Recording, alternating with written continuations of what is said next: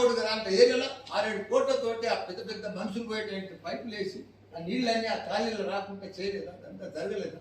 వాడు కాంట్రాక్టర్ దొంగ చేయలేకపోయింది, కానీ లేకపోతే ఇదంతా పని అయిపోతుండే కదా. మామూలు పనుల ఒక యుద్ధం లెక్కలే, ఒక్కనాడు విరామం లేదు.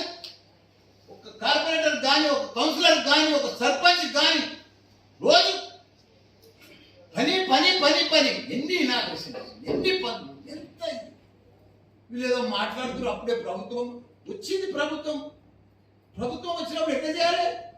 నువ్వు 6 గ్యారంటీలు ఎట్లా చేస్తావు చెయ్యి, తప్పలేదు.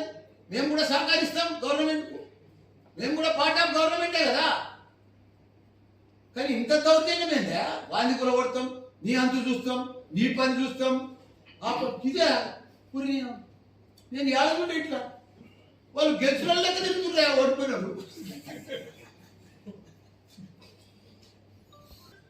గుళ్ళపోచపల్లికి సంబంధించి 81 అంటే ఎన్ని సంవత్సరాలు అయింది? ఇప్పుడు వాళ్ళ డాక్యుమెంట్ వెరిఫై చేస్తే కూడా 81, 82నే ఉంటుంది. 41 ఇయర్స్ అయింది. అప్పుడు రిజిస్టర్ అయింది. అప్పటి సంధ్య లేఅవుట్ ఉన్నది, ఆ ప్లాట్లు ఉన్నాయి. ఆ తర్వాత ఏమైంది? రంగారెడ్డి అని విజయరెడ్డి కొడుకులు, విశ్వేశ్వర రెడ్డి రంగారెడ్డి కొడుకులు ఇద్దరు. వాళ్ళ కాడ పట్టదారులు వాళ్ళు.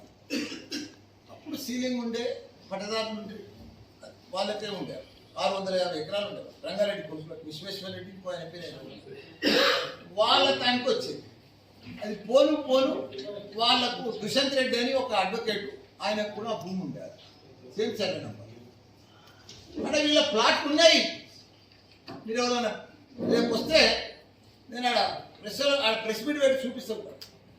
పంచాయతీలు అయినా అన్నీ కావాలని నేను బద్నాం చేస్తాను. ఆ ఫోటో పెట్టుకుని ఆ సర్వే నంబర్లలో అది 30 ఎకరాలు వాళ్ళ ప్లాట్లు ఉన్నాయి. ఎన్నిసార్లు కట్టుకోరు అంటే కట్టుకోలేకపోయింది. అదే భూమిలో కూడా ఏం చేసిండు? సంజీవరావు అని లేఅవుట్ చేసిండు, హెచ్ఎండి లేఅవుట్. వాడు హెచ్ఎండి వాడని చేసిండు. వాడు 10 ఎకరాలు హెచ్ఎండి లేఅవుట్ చేసి 16 ఎకరాలు అమ్మిండు. వీళ్ళకున్న 60 ప్లాట్లు. పోలీస్ కేసు అయింది, కొట్లాట అయింది, పంచాయతీలు అయినాయి, రకరకాల. నాకు భూమి లేదు.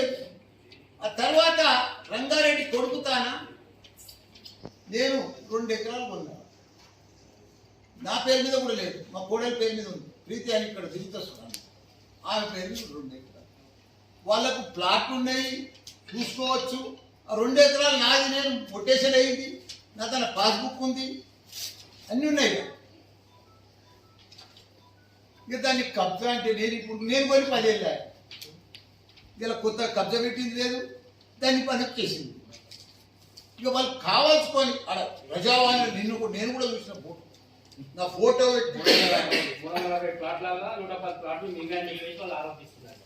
ఇప్పుడు నేను అన్నిటి కాదు ఉన్నది కదా. ఇప్పుడు జాగ లేకపోతే, భూమి లేకపోతే, ఆ సర్వే నెంబర్ ఖాళీ లేకపోతే కదా నేను కబ్జా పెట్టింది. ఇప్పుడు మీరు వచ్చి చూసినా నేను జేబులో పెట్టుకొని తిరుగుతానే కదా నీ భూమిని. నాకు ల్యాండ్స్ చాలా ఉన్నాయి. మొన్న కూడా అది ఎస్టీలది, మొన్న ల్యాండ్ గ్రాబర్ అని ఎలక్షన్ లెటర్ పెట్టిరు, ల్యాండ్ కబ్జా ఎస్టీ కేసు కూడా పెట్టిరు కదా. అవును, అట్లా నాకు భూములు ఎక్కువ చేత ఏదైనా నాదే. మల్లారెడ్డి ఇన్వాల్వ్మెంట్, మల్లారెడ్డి కబ్జా, మల్లారెడ్డి ల్యాండ్ గ్రాబర్, మల్లారెడ్డి మీద ఎస్టీ కేసు. ఈ పొలాలు, భూములు, పంచాయతీలు నా పేరు మీద లేవు, నాకు సంబంధం లేదు, లింక్ పెడతారండి. అది మొత్తం క్లియర్ అయిపోయింది మన ఎస్టీ కేసు. ఫస్ట్ పాయింట్ నా పేరు మీద లేదు. సెకండ్ పాయింట్ వాళ్ళు పైసలు తీసుకుపోయారు, వాళ్ళకి ఇచ్చారు, మధ్యవర్తులు తిన్నారు. అదంతే. దాన్ని నాకు లిమిట్ పెట్టి ఎలక్షన్లో వాడుకున్నారా? అది దిగుతాయి చూడు, ఎలక్షన్లో క్యాన్వాసింగ్ స్క్రీన్లు అని వేసి చూపించు. ఎలక్షన్ వస్తున్నాయి కదా సార్, మీరు ఎన్ని ఆరోపణలు వచ్చి మీరు ఒక లెజెండ్ అయిపోయారు. నేను ఒక్కటే అన్నా, నువ్వు మంచి మాట క్వశ్చన్ దానికే చెప్తాను. నేను ఎప్పుడు తప్పు చేయాలి. భగవంతుడు నాకు మంచి ఆస్తి ఇచ్చింది, మంచి ల్యాండ్ బ్యాంక్ ఇచ్చింది, మంచి బ్యాంక్ బ్యాలెన్స్ ఇచ్చింది. మంచి కొడుకులను ఇచ్చిండు, కోడళ్ళని ఇచ్చిండు, మంచి విద్యా సంస్థలు, మంచి మినిస్టర్ ఇచ్చిండు, మంచి ఎంపీ ఇచ్చిండు, మళ్ళీ మంచి ఎమ్మెల్యేలు ఇచ్చిండు. నేను ఎప్పుడు కూడా ఎవరికి హాని చెయ్యా, ఎవరికి తప్పు చెయ్యా, నేను ఎవరికి కూడా ఒకరి కోసం కావాలని కూడా నేను ఉండేది 300 గజాల ఇంట్లో ఉంటా. నా ఇల్లు 300 గజాలు 34 ఏళ్ల కింద కట్టిన ఇంట్లోనే ఉంటాను నేను. 34 years కంప్లీటెడ్ నేనున్న ఇంట్లో. నేను కావాలంటే 10 ఎకరాలలో కట్టుకొని ఉండొచ్చు, రాజధాని కట్టుకొని ఉండొచ్చు. నేను అట్లా ఉండా. నా సిస్టమ్ అంతా సింపుల్గా ఉండాలి, ప్రజలకు సేవ చేయాలి, ప్రజల వద్దన ఉండాలి, అందుబాటులోనే ఉండాలి, మంచి విద్యార్థులను తయారు చేయాలి, మంచి ఫ్రెండ్షిప్ ఉండాలి. Positive mind. కానీ ఇట్లా వాడిని కబ్జా పెట్టు, వీడిని మోసం చెయ్యి, వీనికి ద్రోహం చెయ్యి, వీడిని కూలగొట్టు, వీనికి అన్యాయం చెయ్యి, వీడు నాకు ఓటు వేయలేదు, వీడిని హింసించు అనేది కాదు. అది గాంధీ మార్గం. నువ్వు ఈ చెప్ప మీద కొట్టి ఈ చెప్ప మీద కొట్టమని చెప్తుంది.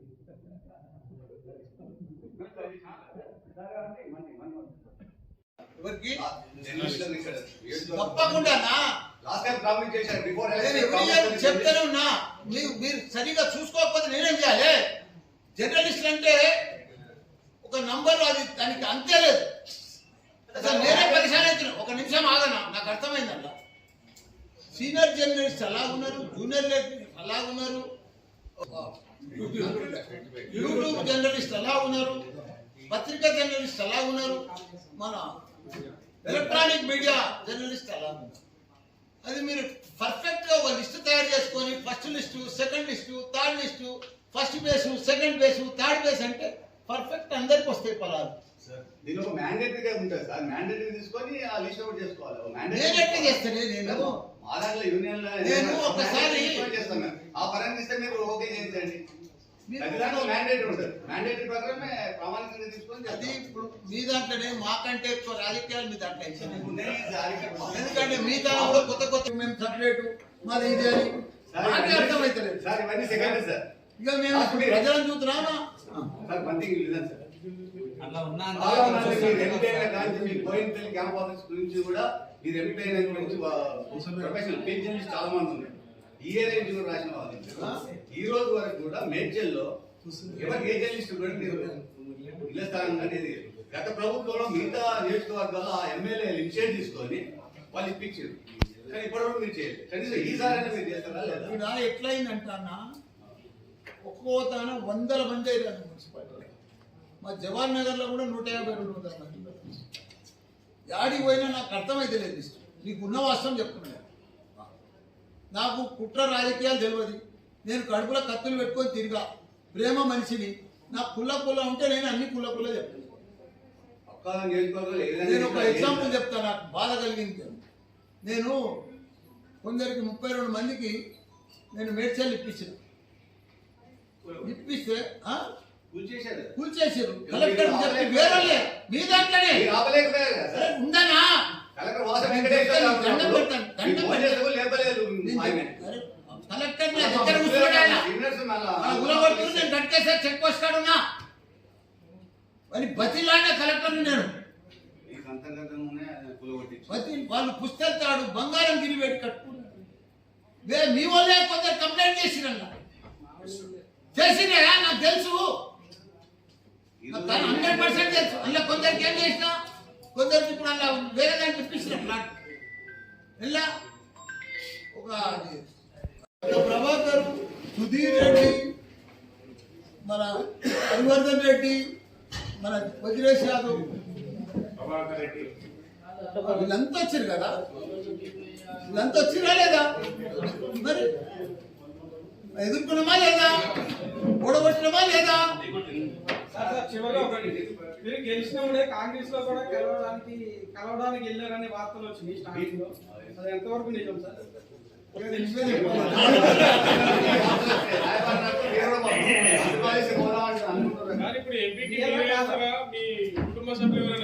ఏం చెప్పినా అధిష్టానం ఎవరి పేరు చెప్తే వాళ్ళు నా పేరు చెప్పింది అనుకో నేను